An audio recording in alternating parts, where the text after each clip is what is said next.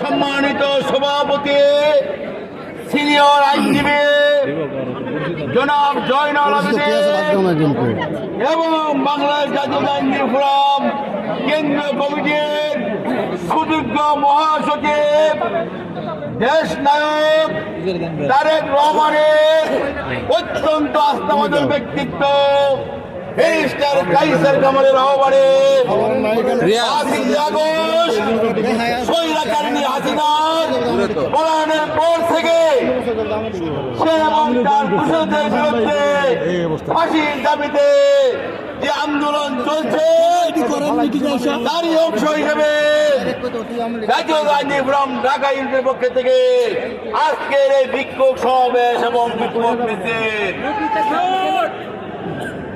আপনারা কি সেই রংপুরের আবু সাইদ উত্তরার মুখর মুক্ত এবং জুলাই আগস্ট বিপ্লবের হাজার হাজার নেতা কর্মীর বিচার চান না? আপনারা কি গত 17 বছর বিএনপি, ছাত্রদল, যুবদল, চারঙ্গ সমন্বয়ের নেতা কর্মীদেরকে হত্যা, খুন, গুমের বিচার চান না? যদি চাই প্রথমে আমরা এই স্বৈরাচারী নিয়ে পতিত হাসিনার কোন দূষরদের সাথে কোন ধরনের যোগাযোগ আমরা রাখবো না। বৈষম্য বিরোধী কোন মামলায় আমরা। বিসমিল্লাহির রহমানির রহিম।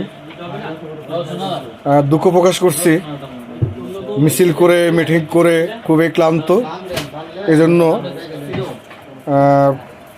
প্রফেশনাল যে পোশাক সেটা খুলে সাধারণ গেঞ্জি পরে বসেছি।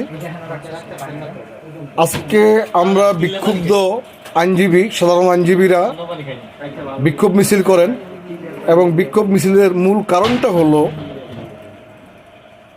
বিগত স্বৈরাচারের দোষর যারা দেশের গণতন্ত্রকে ধ্বংস করেছে, সার্বভৌমত্ব এবং আমাদের স্বাধীনতাকে ভুলণ্ডিত করেছে, দেশটাকে আরেকটি দেশের নিউ কলোনিয়াল এক্সপ্লয়টেশন হিসাবে, উপনিবেশ হিসাবে তৈরি করেছেন।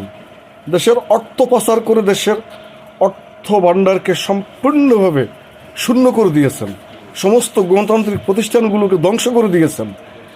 এই স্বৈরাচার, এই গণহত্যাকারী, তার দোসর যারা যেখানে যে পেশায় থাকুক না কেন, আমরা তাদেরকে সহযোগিতা করব না, আইনগতভাবে তাদেরকে কোনো রকম সহযোগিতা দেব না এবং আমরা কোনোভাবেই তাদের সঙ্গে কোনো সম্পর্ক